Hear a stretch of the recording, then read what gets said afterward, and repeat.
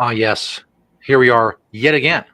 If you're watching live, that of course means, as it always does, it's Wednesday at noon Eastern Time. It is time for the High Noon Hemp Show. We're in many, many places. If you want to watch the video, of course, you can do that on Facebook. We have Temptations Beach. Go follow us on there. On YouTube, the Jedi Hemp YouTube channel, and at Temptations on Twitter. If you would like the High Noon Hemp Show podcast, just search the High Noon Hemp Show on Podbean, Google Play, iHeartRadio, and Spotify. Look for us many places. You will find us. We're always here every week, just about Wednesday, noon Eastern Time. I am Stoner Jesus. He is Beach, high above the Temptations location in Sharonville, Ohio, at the Hemp Quarters. How are things this week, besides our email technical difficulties, in the world of Temptations Beach? Well, it's warming up around here a little bit, so that's not a bad thing, I suppose. But it's the time between Christmas and New Year's, so it's kind of a weird week. Yeah. Definitely not much really going on locally. That's for sure when it comes to the hemp. Thanks, everybody, for watching the High Noon Hemp Show. It is true. I am Beach, and I am high above the Sharonville location. For this week's show, 2001. Just not as exciting as 201. Not as exciting as episode 200, but we're going to keep on going. And remember, folks, the FDA has not evaluated this show for safety or efficacy. So, still waiting on that. Yes. By the way. So let's just jump right in. We got quite a bit of news going on later, so let's just jump right into the product spotlight. This first product to spotlight. These are the new Delta 8, the smacked. They're called Delta 8 gummies. What's crazy, there's a huge amount of Delta 8 in these, apparently, and it's a really good price. So we've just gotten these in. We had one of our Delta 8 gummies that we recently had, the Treetop, if you like those, got discontinued. So we brought the smacked in. And again, if they have even a quarter of the amount of D8 in them that they say they do, it's still a really good deal, one way or another. Now, I think I did send a picture over. I don't know. Did you get the picture of Natalie's? I believe so. Yes. So this is the Natalie's Choice Jams. I just brought these over recently, semi-fresh from Pennsylvania, as you can see, 4 flavors, including a hot pepper jam, if you like that kind of stuff. So hop on in to one of the stores and get yourself a jar of jam with some hemp in it, because it's good. That's my jam, literally. How about some Colorado hemp honey? Can't go wrong with some Colorado hemp honey. You can't go wrong with honey, period. Arguably one of the best, if not best, foods on the entire planet, they may say, because if you don't know, honey never goes bad. This does have some CBD in it, so not only is it good for you as a sweetener, but it's probably good for your brain and body as well. Get some therapeutic value out of your honey with some Colorado hemp honey. And then how about some scrubs? I haven't shown these in a while, but these are bath scrubs, the Blue Ridge CBD, of course, scrubs. And so if you like a scrub, keep your skin soft and healthy and whatnot, I guess, then try some Blue Ridge scrubs. See how that works for you. And then the one from my door, 4 from the store, 1 from my door. This is my custom-made hemp knife. And so the handle is pressed hemp from Kentucky, no less, made in Indiana, and sharp as a knife should be. Sharp looking and sharp bladed with my hemp knife, which usually is in my backpack with me.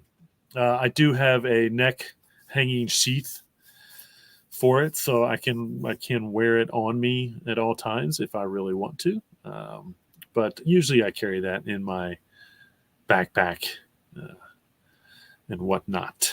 So there you have it on the product spotlight here on the High Noon Hemp Show. 4 from the store, 1 from my door, as we like to say. Indeed. And now, Which, of course, brings us to the beachwear segment. And this time of year in Cincinnati, of course, the weather is not the greatest. It's very cold. So, of course, Beach is bundled up. What exactly is Beach bundled up in today? Well, you'll find out because I ask him every week, what are you wearing, Beach? It's true. If you're curious and you want to know what are you wearing, Beach, now you'll know. Now, it is a Kentucky Wildcat Wednesday. And so I do have blue on. Now, I don't have my Kentucky blue, but I am wearing my blue to show my support for my Kentucky Wildcats basketball team. And it is true. It's going to get nicer this afternoon, and I might just need the hoodie. But right now, you can see I've got my hemp hoodlam jacket on top of my hemp hoodlam hoodie. So I'm really layered up there.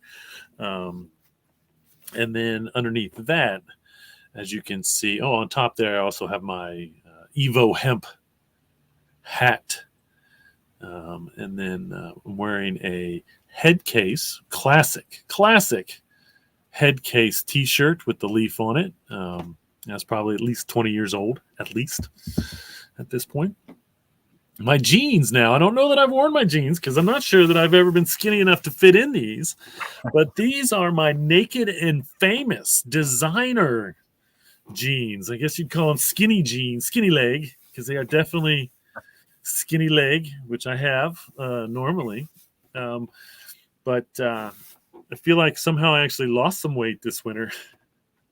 Wow. It's probably stress, but and so I could fit into these, and so I thought, I better wear them because I don't know. I'm gonna have to go back and maybe look and verify. I don't think I've ever worn my Naked and Famous button fly skinny jeans before. So there you have it, folks. Soak those in. Rare. And of course, in the pocket is my Green Springs Technology 3D printed pen. No, I'm sorry, that's injection molded.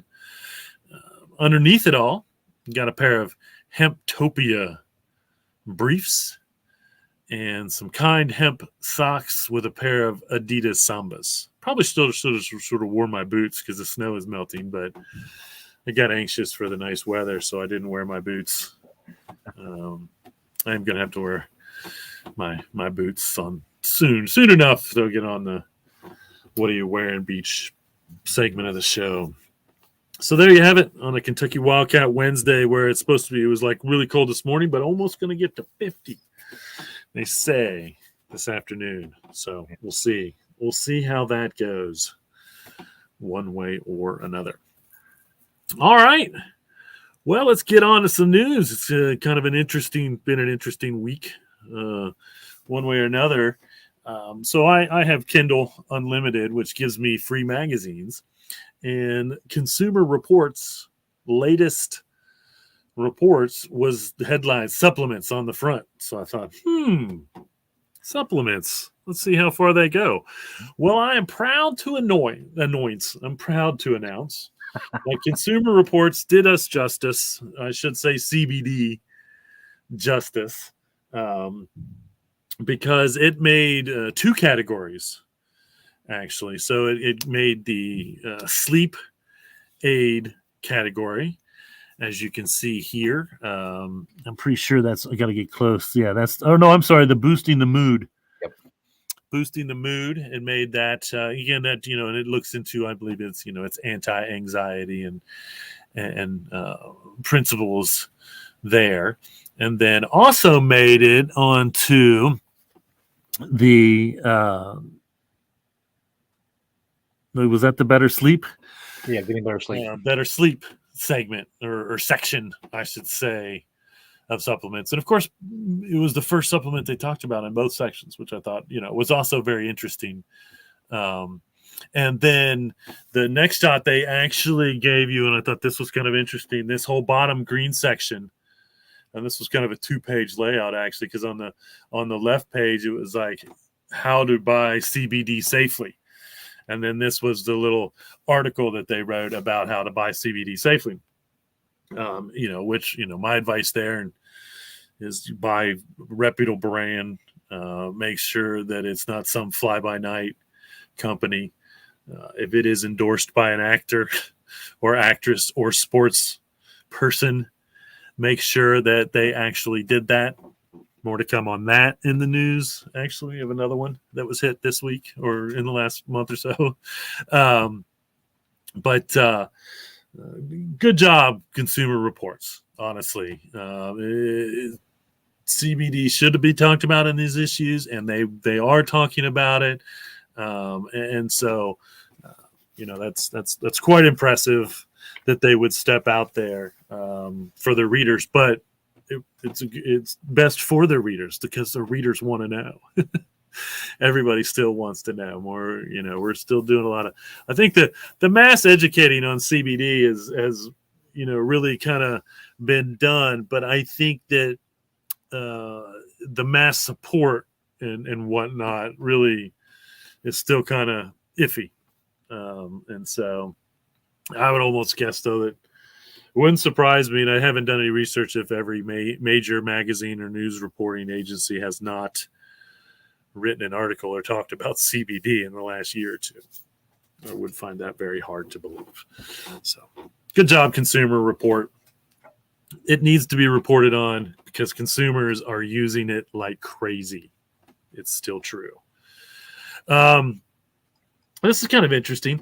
Google is opening up advertising to CBD for CBD, okay, and hemp products. I don't know what that really means, because I'm sure you can advertise for hemp towels on Google now.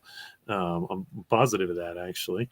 But with the CBD advertising, they're only going to allow. This is the most interesting part because CBD is legal in all 50 states, folks. Let's get that straight right now. If extracted from industrial hemp, CBD is legal in all 50 states. But they're only going to allow for advertising in California, Colorado, and Puerto Rico.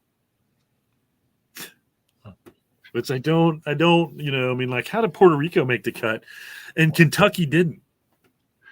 Kentucky's one of the largest growers of hemp for CBD, but you can't advertise for CBD on Google in Kentucky. It's a good baby step, but it seems so illogical because there's no difference between the laws in California and the laws in Ohio when it comes to CBD. There's no difference between the laws in Colorado and the laws in Ohio when it comes to CBD. But I still can't advertise on Google my CBD products. And I'm not even sure if Google would allow me to advertise for Hemptations because it has hemp in the name. And apparently they have something against that too. I don't know. So, it's a good move for Google to open this up. I guess they're going to test it, see if they have any issues, and then hopefully open it up for the rest of the country. I don't know. It just seems so weird that you can't advertise for CBD on Google now because I feel like companies have to be selling their CBD products and using Google to advertise them. I don't know. Maybe not, but I feel like that's so weird. So anyway, actors. Tom Selleck is not dead. Apparently there was a rumor that he was dead.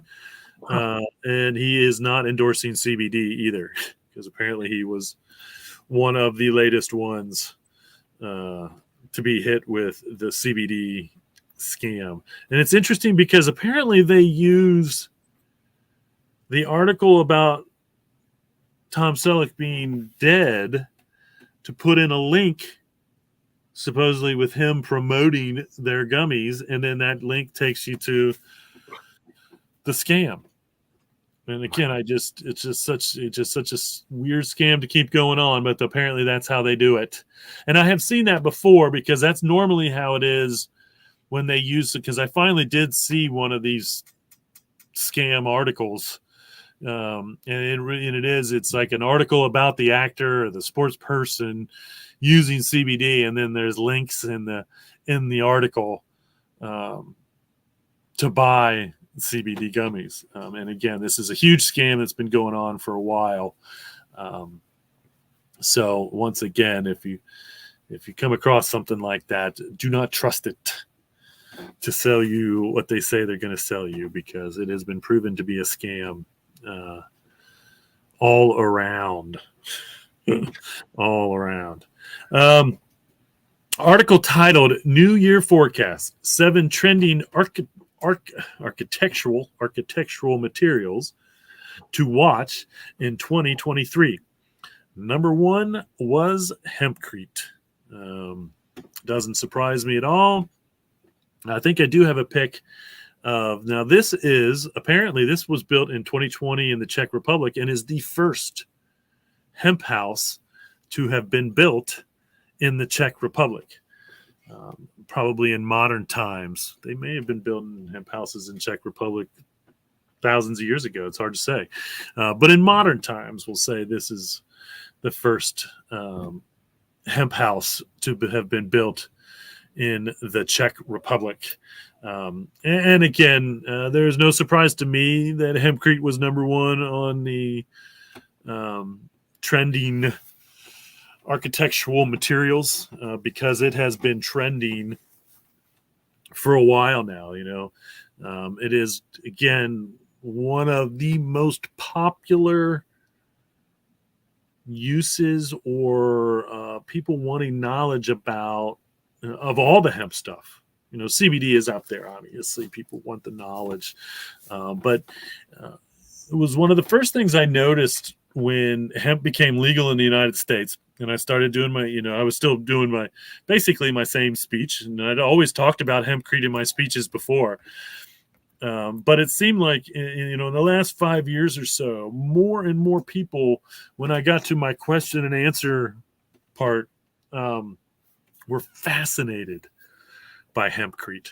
And so once again, I just reported that it is approved by the government in 49 out of 50 states as a building material now in the United States. And so we're going to see, we haven't seen that boom. We're seeing the education and the interest and the popularity coming. But we really have not seen the hempcrete boom yet. I think it'll be years before it's like a standard option. Like, hey, by the way, if we're going to use concrete in your house, do you want to use hempcrete? People will be like, well, why would we do that? Because they know nothing about it. And then I'm sure if you compare it, why would you do that? Well, it's lighter. It is very clean, microbial, antibacterial. It is flame retardant. There is the YouTube video out there of a flame being put to a hempcrete wall for 8 hours or some crazy amount of time, and all it really does is discolors the wall, but no ignition. And so, there are many reasons why we should be moving over. And the biggest one is because honestly, there is going to be, and is starting to be, a construction sand shortage. So there's a particular sand that the construction world, the architectural world needs, I should say the construction world, to make concrete that can be replaced with hemp before we run out of it, or dig it all out and move it from wherever it is now to wherever it needs to be. And so, and I know there's a lot of sand in the world, but apparently desert sand, and I can't believe that someone hasn't tried to figure out how to supplement it, but apparently desert sand, I think it's because it's too fine, doesn't work like the sand that they use in concrete. Again, with hempcrete, we can just get rid of it, and we won't have to worry about the shortage. We won't have to worry about running out of this natural substance that can't be replaced. We can't. Well, I shouldn't say that. I suppose they can make, which seems crazy to make new sand from rocks somehow. But anyway, that's why you want to use hempcrete. If you're gonna use concrete, you might as well use hempcrete. That's why. There's so many better reasons to do that. Virginia is the latest Delta 8 state. Now, I don't really know what's going on, because apparently they're passing a policy in Virginia to regulate Delta 8, and I'm not sure what else, in a different means, in a different way in the state. And so I don't know what that's going to mean. And we have seen this in other states, whereas now you might have to have a special license to sell it. You might have to report to the state that you're selling it, all these things. And again, Delta 8 is 100% legal when made and extracted from industrial hemp.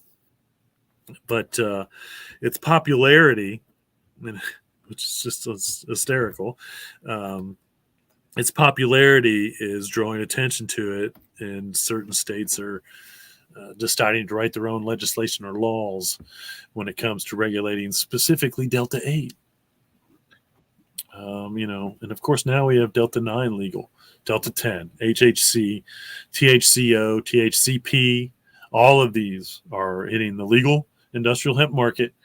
And of course, because they're so popular, the government thinks that they need to do something about that, because God forbid the consumers are satisfied. Yeah.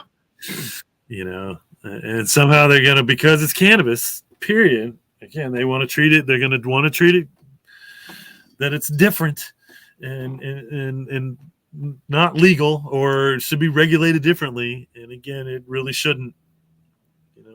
Maybe set up educational programs, if anything, or whatnot. But I don't know why we need separate laws anywhere for this. We don't. It is no more powerful than any other over-the-counter substance. And so, but they also have, some states have written laws that say you can only buy one thing of Benadryl per visit to the grocery store or whatever, because you can abuse it, so they say. Which is, that's the issue with Benadryl, not the issue with the consumer, in my opinion. But they've also limited the sale of baby food in the past because it was a popular item to cut cocaine with. It's so it's like they think they can go after these side markets to hinder, which is just once again ridiculous. Honestly, I can't say, and I truly believe that all of these things should be legal, so no one would have to do any of that, and you can be educated on it. Prohibition has not worked. It will not work. Prohibition doesn't save lives. It makes things more dangerous. I can tell you that right now. Prohibition does not save lives. And that's what they'll tell you. That's why they tell you they do it. Mm-hmm. It didn't work with alcohol. It has not worked with cannabis. It has not worked with cocaine, heroin, or any of those other substances. Right, wrong, or indifferent, however you feel about it.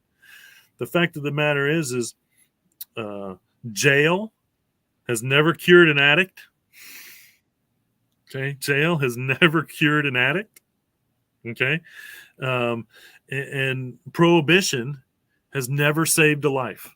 In fact, prohibition has probably hurt more lives, and criminal charges for drug use has probably hurt more people than it's helped as well. No doubt about it. So, education is the key there. Once again, the rumor is that the FDA is finally going to make an announcement about CBD in the next couple months, possibly. So we'll see about that. The pressure's on. but I don't know, when or why that's coming, but it should come soon, as well as all the others for that matter.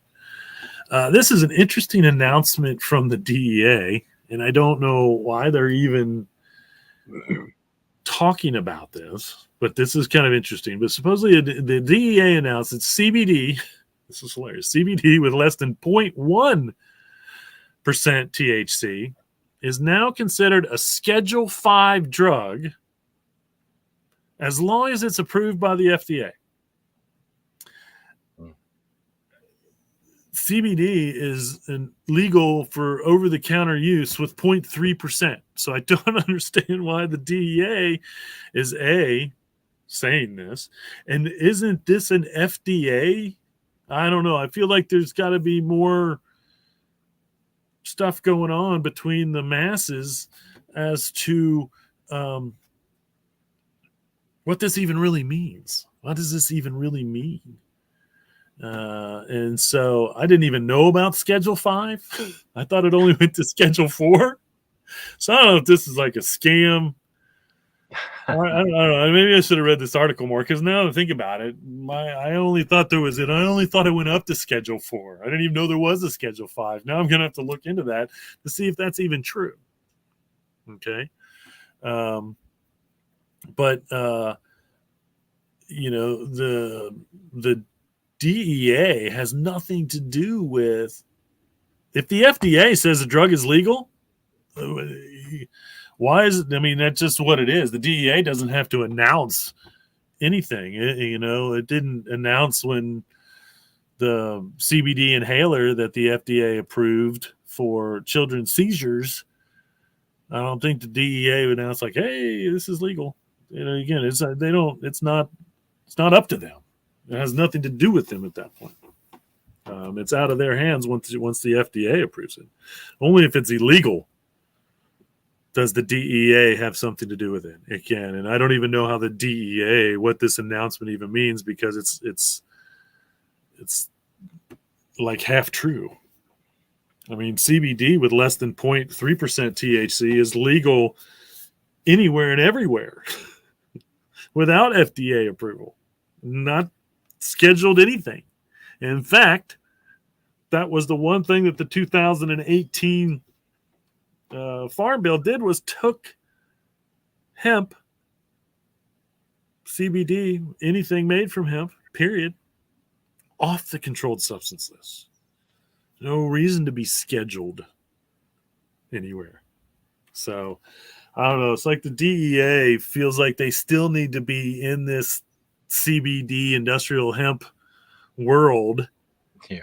And, I think there needs to be a law written that just says that they're not allowed to comment or participate in any of that.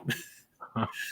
Instead of giving them a voice, let's take that voice away. They don't have any right. The DEA has no right to comment on industrial hemp unless they're saying industrial hemp is 100% legal and we have no right to be involved in it. That should be the only comment that the DEA has when it comes to industrial hemp. Industrial hemp is 100% legal. All its extracts are 100% legal, and it is not up to us. And then point the finger at the FDA, so the FDA will get off their butts and do something. But no, for job security reasons, the DEA has to seem like they're still a part of this industry when they're not. 100% not. Get out of it, DEA. Stay out of it. I did show, I think, recently, I think the Maharashi Reebok shoe, hemp shoe collaboration. Now, here is an outfit. I think I sent over an outfit, but Maharashi, the clothing company, is releasing a line of hemp clothing as well. And so I saw hemp, I saw organic cotton, and some other things. And so I think it's really going to be a really clean line of clothing. I don't know anything about the clothing line. I had never heard of it until I had seen their collaboration with the shoe. But apparently, they are dedicating themselves to working with hemp fiber in their clothing. So we look forward to that. Again, I cannot promote hemp fiber any more than I do. As much as I do, because that's what we need. All our clothing needs to be made out of hemp. And, I would put by 2030 on there if I could, I think I would love to see that. I think there's no way. Even, I'd like to see 50% of the clothing out there made out of hemp by 2030, to be honest with you. But we have a huge, huge industry to fight. And again, it's not just the cotton industry that's going to fight this. It's the pesticide and herbicide. It's the chemical companies that are going to lobby against hemp for clothing somehow or not promote it, because they sell the world 33% of the chemicals to be grown and used with cotton. I've seen higher. I've never seen lower than that number, but I've seen higher as that. And then if you look at the amount of water that it takes to make cotton clothing compared to hemp, it's absurd. So, I mean, we can instantly start reversing the destruction of the chemicals that we've put into the planet for our everyday clothing needs. And I speak to all of the world, not myself, because as you know, I wear hemp pretty much head to toe every day. But we have unbelievable amount of distance to go. And again, even if I think that if 50% of the clothing that was out there that's being made out of cotton now is made out of hemp, the world would be in a much cleaner space. The water would be in a much cleaner space. The soil would be in a much cleaner space. And everyone would have a superior clothing product because it's 4 to 6 times stronger than cotton to begin with. And so those are facts. Those are the facts. So support hemp clothing wherever you can. Shop online. Find your next time you need a shirt or anything like that. Speaking of that, the Welland hemp tees are on sale at Huckberry again. I think through the end of the year.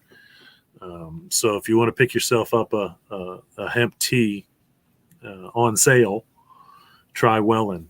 And as always, I recommend, check out Young Maven's stuff, check out Enviro Textiles, see what they've got for their hemp tees and whatnot as well.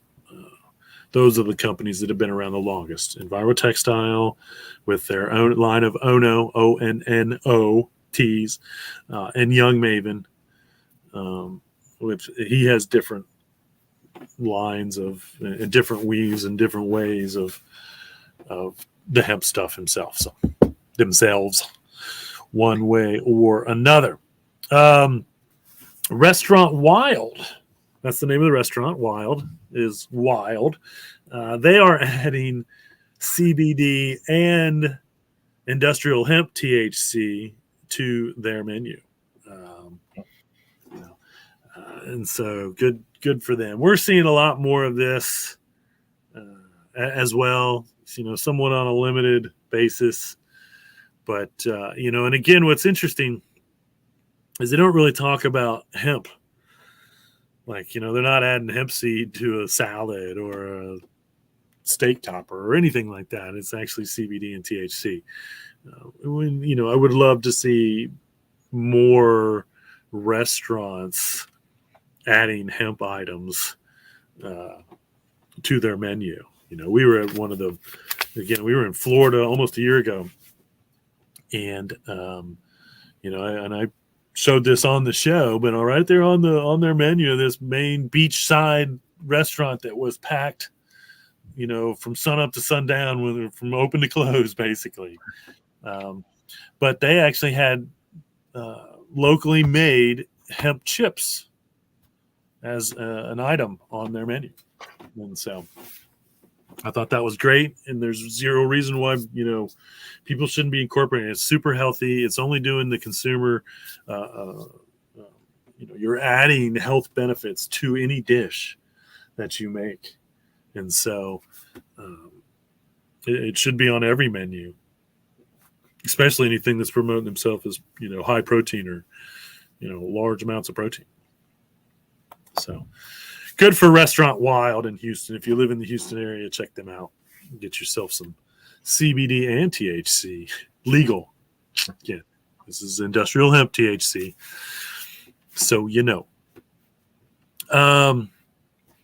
how fun is this? So there's a Dutch design office called Studio Mom, MOM, and they designed a bike helmet. Check this out. And it's actually made with mycelium and hemp.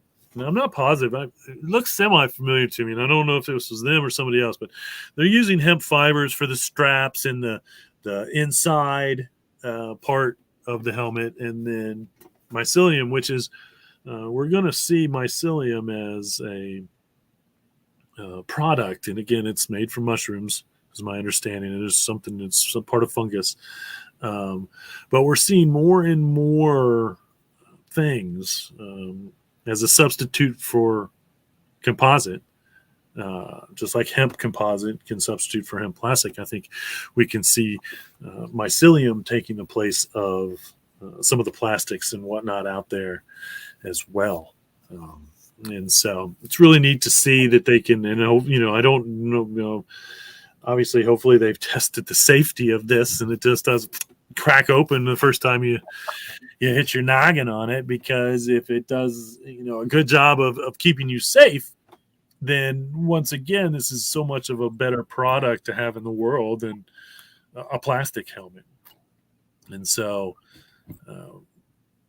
we'll see how far this goes. But, the fact that they're using the hemp fiber for the straps and inside of the helmet is pretty cool. Pretty cool. Here's a new, pretty neat 3D printed material. But this is BioLab Studio, and they've 3D printed, and this is wood, coffee grinds, and hemp. Okay. And it's like really porous. And what's interesting is they too, I believe, are using mycelium to put inside there. And I don't know if this was 3D printed to show like an insulation or whatnot. But, and I don't know, where the wood comes in as far as 3D printing. How does that work? Coffee grinds, I can see how they could, mix that into a 3D printing filament. Seems kind of wild that you can 3D print wood, but it's part of it. And of course, we know we can 3D print with hemp because, that filament, I believe, if it's still available, I don't know. I have a roll of it. Maybe I'll show that on next week's show as the product from my door. But I have a roll of hemp filament. Now, my understanding is to be clear, it's not 100% hemp. The hemp just replaces part of something in the 3D printing filament. I don't know if we can legitimately call it even hemp filament because I don't think it's over 50% of the ingredients, but I don't know for sure.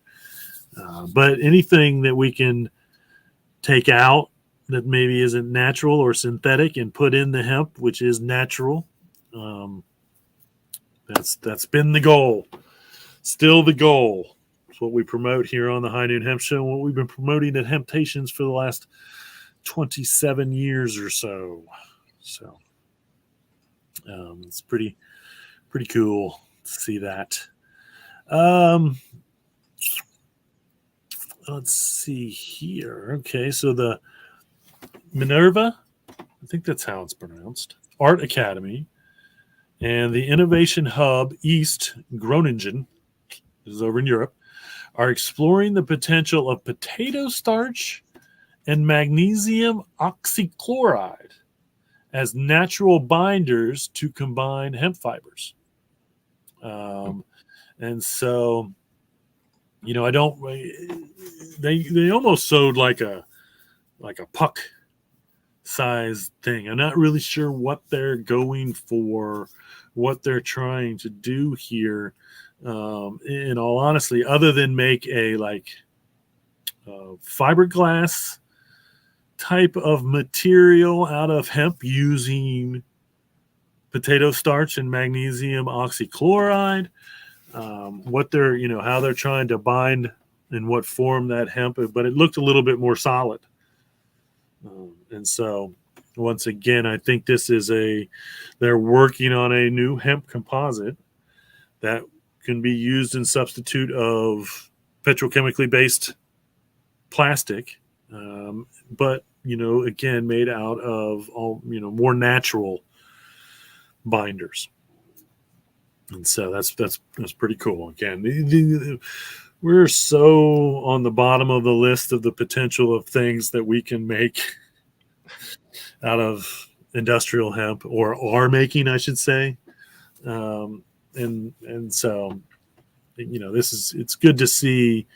And this is the benefit of not being beholden to, I suppose if there's a good out of the bad of industrial hemp being illegal in the United States, and frowned upon in the, as a product in the entire world, if you ask me, for 80 years or so, is the fact that everybody is looking at this as new.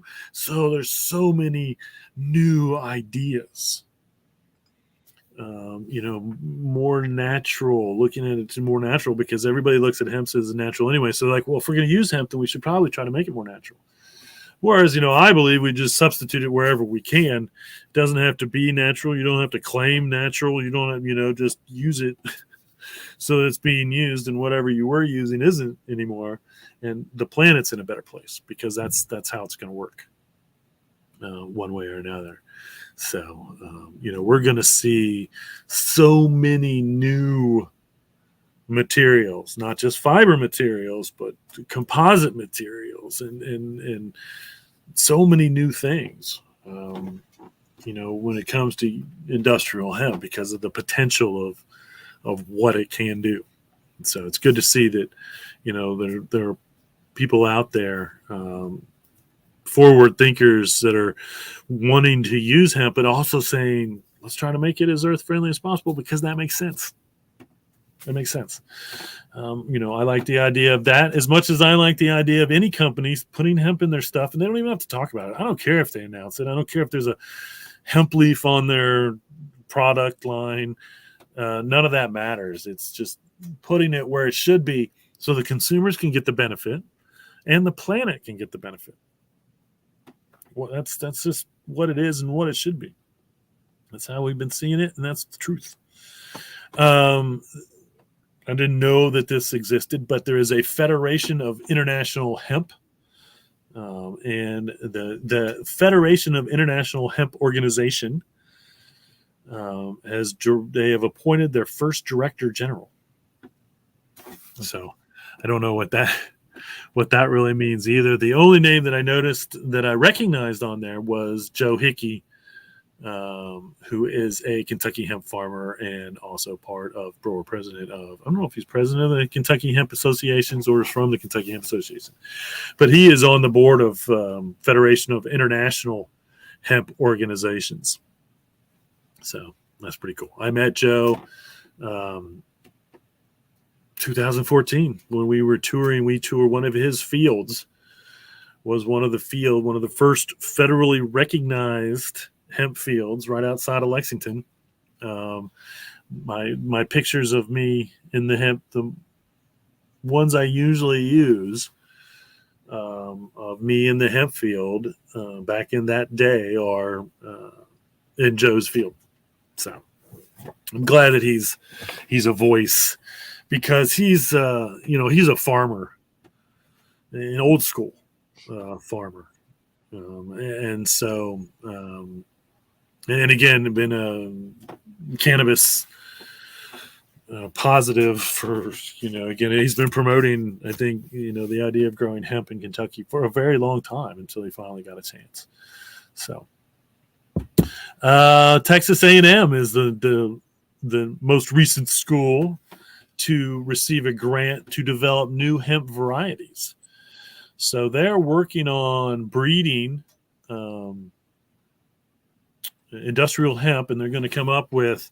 And part of this was because one of the big complaints last year was, hemp was supposed to be is supposed to be drought resistant. Texas had a big drought, and it affected the hemp this last year or so. And so now, I think the hemp has to be growing and pretty healthy before it's really it becomes drought resistant, like to finish up. Obviously, if you have an extreme drought anywhere, I don't care what you're growing, unless it's cactus. And of course, cactus, I don't know if it would, it's still got to get its little bit of rain. And I don't know what an extreme drought looks like to a desert. But I think if you have an extreme drought anywhere, that's obviously you're going to have issues, and so I think it's drought resistant, but I don't know if it's extreme drought resistant. There's a difference there. Normal droughts, normal lack of water is one thing, but extreme lack of water, well, of course, that's going to affect. I don't care what once again, unless it's cactus, for the most part. That's going to affect every plant that's grown on the planet, every agricultural plant out there.